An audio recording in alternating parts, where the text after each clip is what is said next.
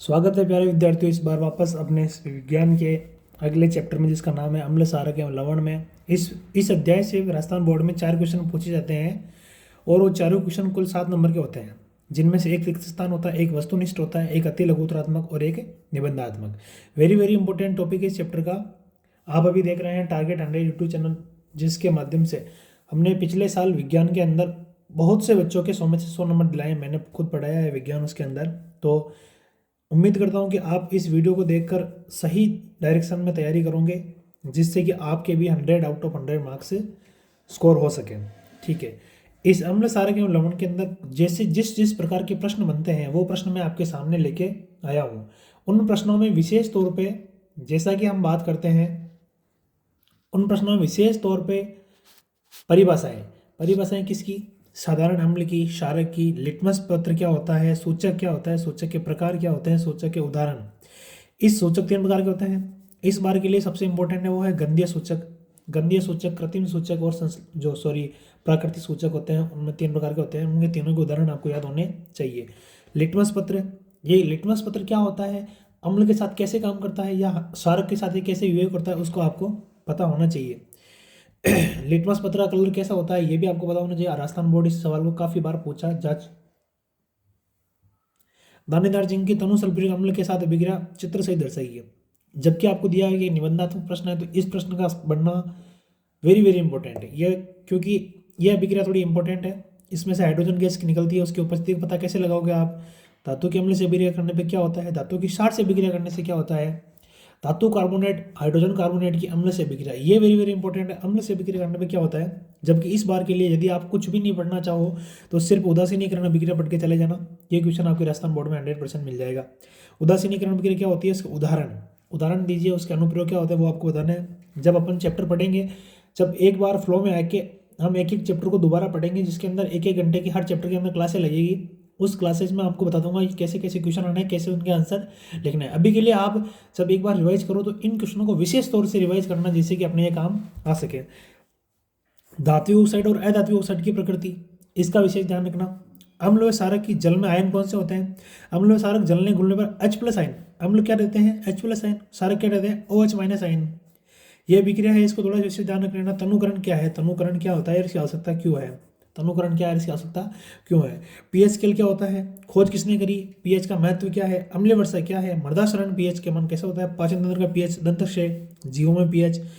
प्राकृतिक अम्लों या मैंने बताया आपको प्राकृतिक अम्ल कौन कौन से होते हैं, उनकी सूचक होनी चाहिए। जैसे कि आपको पता है सेव में कौन सा अम्ल पाया जाता है, आपको पता है संतरे में कौन सा अम्ल पाया जाता है, आपको पता है दही में कौन सा अम्ल पाया जाता है, या आपको पता है आंवले में कौन सा अम्ल पाया जाता है। तो अपनी जो राजस्थान बोर्ड की किताब कक्षा 10 की, उसके अंदर एक सूची बनी हुई है, उस सूची में से क्वेश्चन हर बार पूछा जाता है। नेटल के डंक में कौन सा होता है, चींटी के डंक में कौन सा, मधुमक्खी के डंक में कौन सा होता है। तो इस प्रकार आपको ये सारे जो प्राकृतिक अम्ल है वो याद होने चाहिए। एक है क्लोर क्षार अभिक्रिया, चित्र सहित समझाइए। 33 नंबर पेज पे ये क्वेश्चन लिखा हुआ है आपके कि क्लोर क्षार अभिक्रिया, और उसको चित्रित कीजिए। ये क्वेश्चन वेरी वेरी इंपॉर्टेंट है इस बार के लिए। उदासीनीकरण अभिक्रिया या फिर क्लोर क्षार अभिक्रिया, या फिर अम्ल व क्षारक में अंतर, या फिर अम्ल व क्षारक में 4 अंतर, अम्ल क्षारक में 5 अंतर, अम्ल क्षारक में भौतिक अंतर, रासायनिक अंतर, बहुत सारे अंतर होते हैं। जब अपन क्लास लेंगे तब इस वीडियो में विस्तृत रूप से एक एक चैप्टर के एक एक क्वेश्चन के बारे में अपन डिस्कस करेंगे। उत्पाद एवं सूत्र तथा उपयोग।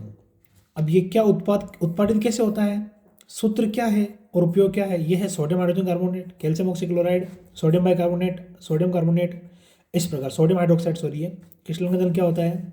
एक अपने पास क्रिस्टलन गंधन का क्वेश्चन पूछा गया 2018, 19 और 21 वाले एग्जाम में। तो इस बार के लिए विशेष रूप से इंपॉर्टेंट है कि क्रिस्टलन जल क्या होता है। तो हमने बात करी इस वीडियो के अंदर कि कम से कम समय जब अपने पास बच रहा हो तब हमें क्या से क्या अधिक से अधिक पढ़ना है। तो आपको आपके सामने जो ये है कि चैप्टर है अम्ल क्षारक एवं लवण। कुल प्रश्न 4 आएंगे, कुल 7 नंबर ये क्वेश्चन आएंगे, जिनमें रिक्त स्थान, वस्तुनिष्ठ, अति लघुत्तरात्मक और निबंधात्मक क्वेश्चन शामिल है। परिभाषा किसकी याद होनी चाहिए आपको? अम्ल की, क्षारक की, लिटमस पत्र की और सूचक की। सूचक के अंदर तो आपको तीनों प्रकार याद होने चाहिए, तीनों प्रकार के 2-2 उदाहरण है वो याद होने चाहिए। लिटमस पत्र किसके साथ कैसे व्यवहार करता है ये आपको पता होना चाहिए। एक है हाइड्रोजन गैस की उपस्थिति के लिए पोप टेस्ट होता है, क्या होता है? Pop test. जिसमें हाइड्रोजन गैस पट की हवा के साथ जलती है। धातु के अम्ल से बिक्रिया, धातु की क्षार से बिक्रिया, धातु कार्बोनेट हाइड्रोजन कार्बोनेट की अम्ल से बिक्रिया, ये विशेष रूप से अपने इंपॉर्टेंट रहेगा। इस बार के लिए सबसे वेरी मोस्ट इंपॉर्टेंट उदासीनीकरण बिक्रिया क्या है, उसका उदाहरण और अनुप्रयोग दोनों बताइए। धात्विक ऑक्साइड की और अधात्विक ऑक्साइड की प्रकृति क्या होती है, अम्ल में क्षारक की जल में आयन पहुंच देते हैं। साथ ही तनुकरण क्या है और पीएच स्केल, पीएच स्केल क्या है, इसकी खोज किसने करी थी। एक बार पूछा गया प्रश्न है पीएच स्केल की खोज किसने करी थी। तो जब ये सवाल जब पूछा था तो थोड़ा सा इंपॉर्टेंट बन जाता है कि राजस्थान बोर्ड ने पूछा हुआ, तो इस बार भी चांस से पूछ सकता है। तो पीएच स्केल की खोज किसने करी थी, सोरेनसन ने करी थी। किसने करी थी, सोरेनसन।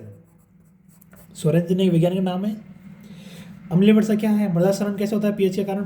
पाचन तंत्र का पीएच कैसे, दंत क्षय क्या होता है, जीवों में पीएच क्या है। प्राकृतिक अम्लों की सूची, उस किताब अपनी किताब के अंदर जो सारणी बना रखी है, जैसे कि सेब में अम्ल, संतरा में अम्ल, टमाटर में अम्ल, या फिर नेटल के डंक में, मधुमक्खी के डंक में, चींटी के डंक में, जितने भी अम्ल हैं उन अम्लों को आप कंठस्थ कर लेना, क्योंकि एक एक नंबर आपके लिए इंपॉर्टेंट है।